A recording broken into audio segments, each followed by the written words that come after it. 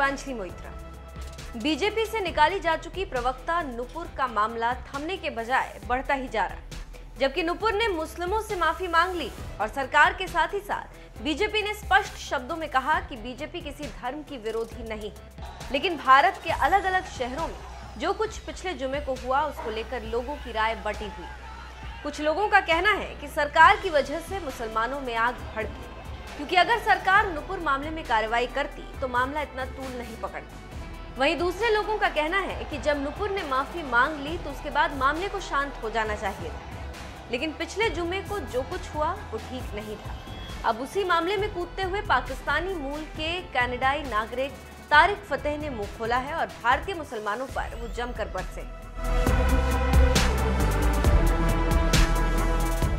तारिक फतेह ने भारत के हिंदी अखबार दैनिक भास्कर से बात करते हुए भारत के मुसलमानों को लताड़ते हुए अपनी बात रखी और कहा कि हिंदुस्तान की मुस्लिम लीडरशिप आज के दौर के मुताबिक नहीं है। ये न तो फ्रीडम ऑफ स्पीच को सम्मान देते हैं, न इनमें नुक्ताचीनी सहन करने की गुंजाइश।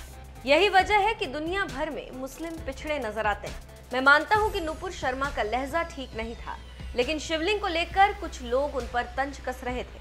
दिक्कत यह है कि मुस्लिम लीडरशिप 12वीं सदी की सोच से बाहर नहीं निकल पाई। अभी हम 21वीं सदी की खबर नहीं हुई। इन्हें लूटमार करना, गर्दन काटना, पथराव करना और घर जलाना, यही सब दिखता है। ये लीडरशिप की हताशा को दिखाता है। जब तक मुस्लिम लीडरशिप ऐसे लोगों के हाथ नहीं आती जो सियासत और धर्म को अलग रखने की हिमायती हो, तब तक ये सिलसिला चलता रहेगा। पहले कहा गया कि मुसलमान हिंदुओं के साथ नहीं रह सकते, इस चक्कर में हिंदुस्तान का बंटवारा कर दिया। अब भी चैन नहीं है। अब अगर हिंदुस्तान के मुसलमान कहें कि वो हिंदुओं के साथ नहीं रह सकते तो क्या करें? हिंदुस्तान के इतिहास को जला दें? कुछ लोगों को ये खटकता है कि कयामत का दिन तब तक नहीं आएगा जब तक सारे मंदिरों को नष्ट न कर दिया जाए और हिंदुओं को मार न दिया जाए। हिंदुस्तान को इस नजर से देखा जाता है कि इस पर कब्जा करना है, इसे इस्लाम के तहत लाना है। इसके साथ ही साथ जब भास्कर के रिपोर्टर ने पूछा कि प्रयागराज में जो कुछ हुआ उसे आप कैसे देखते हैं, तो तारिक फतेह ने योगी की क्लास ली और कहा कि घर गिराना ठीक नहीं, क्योंकि जिस घर को गिराया गया उसको बनाने में काफी समय लगा है। ऐसे में कई और हथियार हैं जिससे आरोपी या उपद्रवियों को काबू किया जा सकता है। घर गिराना ठीक नहीं।